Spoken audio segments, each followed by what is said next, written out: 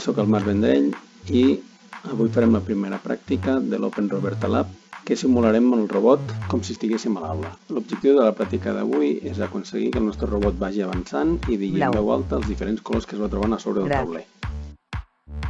Verde. Vermell. Com que no volem que surti de l'àrea delimitada de color negre, el que haurem de fer és que quan arribi al color negre es pari. El primer que hem de fer és triar dins de l'Open Roberta Lab el nostre sistema. Triarem el sistema EV3, que és el mateix que tenim a l'escola, i EV3 Dev.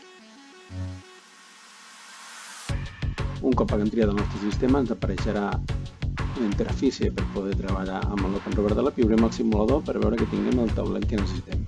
Com podem veure, tenim el taulet amb tots els colors, color blau, groc, verd i vermell, i el circuit negre al seu voltant. Apartarem l'obstacle perquè no ens molesti durant el desenvolupament de la pràctica. En principi no ens cal modificar res del robot perquè si us hi fixeu bé tenim el sensor d'infrarojos en el número 4 i el sensor de color el número 3. Si passem pel robot per sobre dels colors, el número 3 va canviant del color segons el color que hi hagi a sota. Per tant, el que haurem de fer serà programar-lo. Per programar el nostre robot volem que continuï avançant sempre, per tant utilitzarem un repeteix infinitament, és a dir, un bucle infinit, que sempre hi avanci endavant, a la velocitat que vulguem. Perquè vagi dient en cadascun dels moments que vagi dient els nostres colors, el que farem serà fer servir el sistema de control o un condicional que quan detecti el color no ens el digui. Per tant, utilitzarem el condicional sí. Quan es compleixi la condició que hi posem nosaltres aquí, farà l'acció que hi hagi a dins. Per tant, en el primer cas, el que farà serà detectar el color. Per tant, anirem a l'apartat lògica, posarem que si el color que detecta el sensor és el mateix que nosaltres li diem, faci alguna cosa. Per tant, el primer color és el color blau i anem a buscar a dins del sensor que obtingui el color des del port 3, que és el que tenim aquí marcat, que si obté el color sensor color port 3, doncs que digui el color blau. En aquest cas, què he de fer? Doncs ha de dir, volem que digui el text del color, per tant, blau.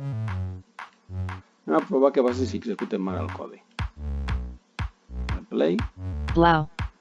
Diu el primer color, que és l'únic que tenim configurat, i els altres no els diu. Ara, per tant, veiem que de moment aquest condicional està funcionant correctament. Quan arribi al final, com que no ho hem programat, hauria de continuar fins a tocar la paret. D'acord. Doncs ara l'únic que hem de fer és el mateix que hem fet ara pel color blau per tota la resta de colors. Per tant, afegirem un altre condicional, un altre condicional i un altre condicional. Per avançar temps podem aprofitar el codi que ja tenim. Per tant, botó dret, duplicar. Podem posar que el següent color sigui el color groc, tot i que podríem fer amb l'ordre que vulguem, perquè sempre comprovarà tots els condicionals. El que coincideixi és el que farà. I farem el mateix. Groc. Per comprovar el que acabo de dir ara, el que farem el següent, a menys de posar el verd, posarem el vermell.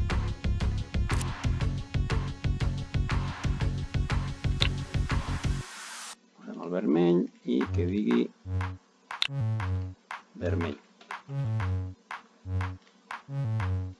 I per últim el verd.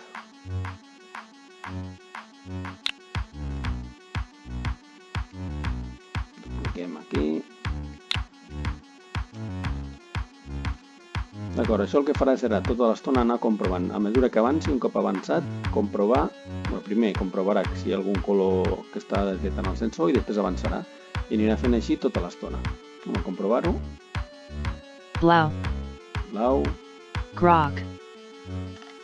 Verd. Vermell. D'acord, tenim els 4 colors programats, per tant el que està fent cada cop que passeu a sobre és dir-los. Què ens falta? Ens falta fer que quan arribi a la línia negra es pari. De la mateixa manera afegirem una altra condició i que quan detecti el color negre, per tant aquí color negre, el que haurem de fer és que es pari. Per tant, para.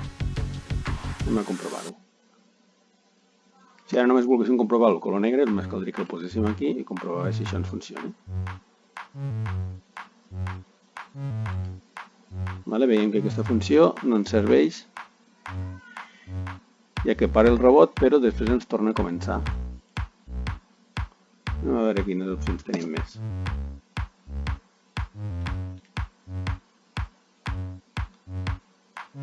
A veure...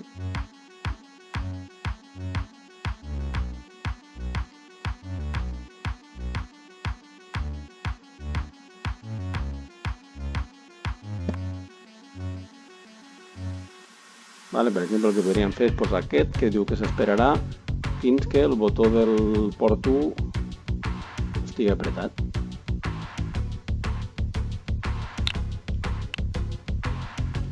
Per tant, això el que farà serà aquí esperar-se per sempre. A veure si això funciona. Veieu? Com podem veure aquí, com que no s'està complint la condició que teníem aquí dins, estarà parat sempre, encara que nosaltres al port 1 no hi ha res i tenim res apretat, això es quedaria així. Doncs aquesta primera part de la pràctica ja estaria. Tenim tots els colors i tenim les funcions que fa cadascun. Per acabar de completar la pràctica i per millorar encara més aquest procés, el que s'hauria de fer és que en menys de parar-se quan arribi el color negre, hauria de donar la volta perquè tornés en sentit contrari. A veure si podeu fer-ho. Ànims!